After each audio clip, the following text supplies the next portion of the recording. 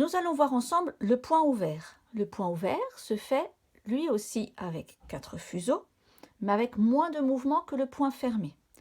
Donc nous allons faire 2 sur 3, 4 sur 3, 2 sur 1.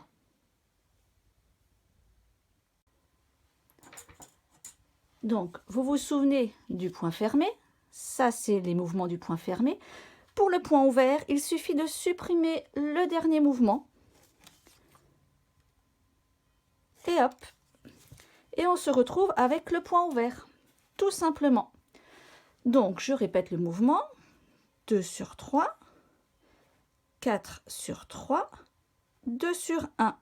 Et je m'arrête là. Et si vous regardez bien, notre point est resté ouvert ici. Donc, nous allons voir le point de grille. Alors, le point de grille, le carton, ressemble en général à ça. On peut avoir le zigzag comme dans le mat, mais on va toujours retrouver ces deux petits traits qui symbolisent la grille. Donc, la grille, contrairement au mat, chaque paire va toujours démarrer avec une torsion. Donc là, je rajoute une torsion sur chaque paire. Et je suis mon dessin. Donc, je vois bien que je dois partir de droite à gauche. Alors, je n'ai pas vraiment de paire de meneur, mais dans la paire qui est à l'extérieur, je vais avoir le tout premier fuseau qui va me servir de meneur. Pour m'en souvenir, je lui mets un élastique. C'est toujours lui qui va faire ce mouvement de zigzag. Donc, pour faire la grille, ce sont une succession, cette fois-ci, de points ouverts. Donc, 2 sur 3, 4 sur 3, 2 sur 1. Je pousse la paire travaillée. Je garde toujours avec moi la paire où il y a le meneur avec l'élastique. Paire suivante, 2 sur 3, 4 sur 3, 2 sur 1. Et ainsi de suite, je fais toute ma traversée. Donc on voit bien que mon fuseau avec l'élastique qui me sert de meneur est toujours devant. Arrivé au bout, je prends une épingle, je la plante dans le trou.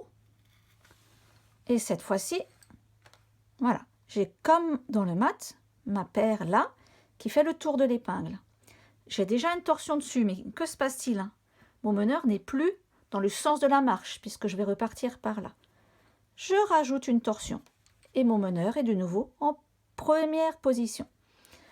Et je repars dans l'autre sens, point ouvert. Toujours, point ouvert. Point ouvert.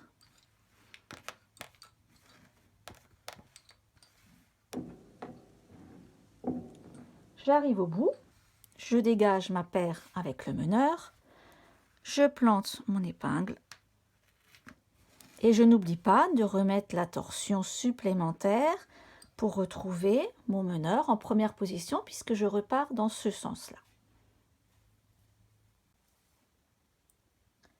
On s'aperçoit que dans la grille, chaque paire à chaque fois a bien une torsion visible, quelles que soient les paires. Donc si vous vous retrouvez à un moment avec deux fils séparés de la même paire, c'est qu'il y a eu un moment un petit couac, votre torsion s'est défaite, pensez à la rajouter. La particularité de la grille, c'est qu'on a parfois du mal à la mettre en place tout de suite. Donc n'hésitez pas à faire plusieurs rangées et à mettre vos fuseaux en place un peu plus loin. Le désavantage, c'est qu'on voit les erreurs parfois trop tard. Donc, une fois qu'on a bien tiré, voyez, sur les fuseaux, on se rend bien compte de l'effet un peu de grillage qui se met en place. Si on regarde bien, on a le fil meneur qu'on voit faire le zigzag tout le long et tous les autres fils, eux, par contre en diagonale. Il faut retrouver cet effet de diagonale toujours dans votre grille.